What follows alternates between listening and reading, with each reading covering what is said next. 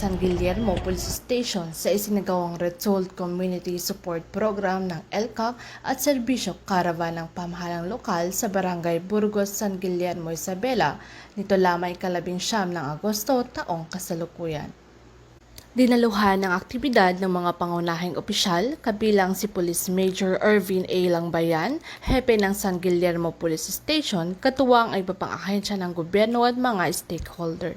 Ang caravan ay nagbigay ng iba't ibang serbisyo gaya ng medical mission, pamamahagi ng farm inputs at dispersal ng mga punla na layong mapabuti ang kabuhayan at kalusugan ng mga residente.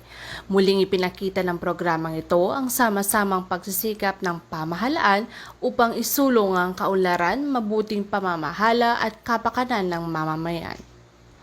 Binigyang diin din ng RCSP LCAC Serbisyo Caravan ng matibay na pagtutulungan ng Philippine National Police, lokal na pamahalaan at iba pang partner agencies sa pagsulong ng kapayapaan, katatagan at inklusibong pag-unlad sa bayan ng San Guillermo.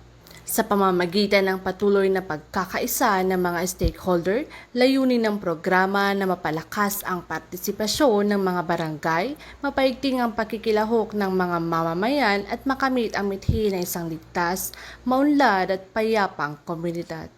Mula dito sa Lambak ng Cagayan, ako ang iyong PNN correspondent, Patrolwoman Janet Balad, alagad ng batas, tagataguyod ng Balitang Pulis.